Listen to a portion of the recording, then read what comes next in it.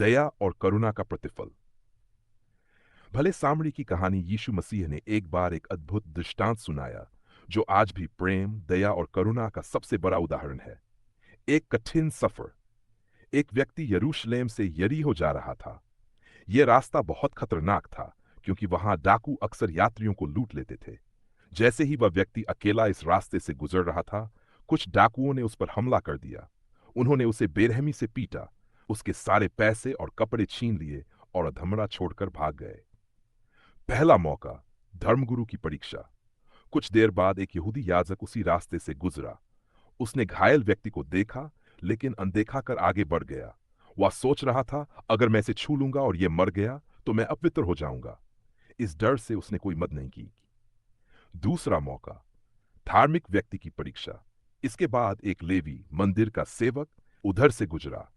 उसने भी उस घायल आदमी को देखा, पर उसकी मदद करने की बजाय रास्ता बदलकर दूसरी ओर चला गया। उसने सोचा, अगर मैं इसकी मदद करूंगा तो मैं खुद मुसीबत में पड़ सकता हूं। तीसरा मौका, एक अप्रत्याशित मददगार। अब वहां से एक सामरी व्यक्ति गुजर रहा था। यहूदियों और सामरियों के बीच उस समय गहरी दुश्मनी थी, लेकिन जब उसने उस घायल व्यक्ति को देखा तो उसका हृदय दया से भर गया।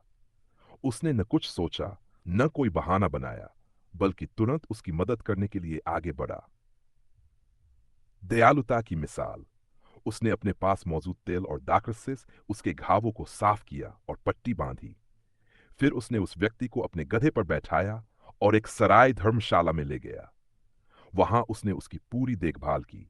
अगले दिन जब उसे आगे जाना पड़ा तो उसने सराय के मालिक को 2 दिन की मजदूरी के बराबर चांदी के सिक्के दिए और कहा, इसकी अच्छी तरह देखभाल करना, और अगर ज्यादा खर्च हो जाए तो मैं लौटकर तुम्हें चुका दूंगा।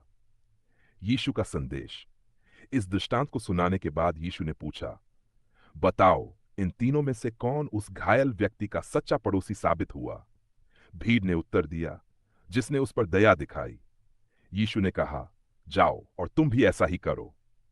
शिक्षा। यह कहानी हमें सिखाती है कि सच्चा प्रेम और दया किसी जाति, धर्म या रिश्ते की सीमा में नहीं बंधा होता।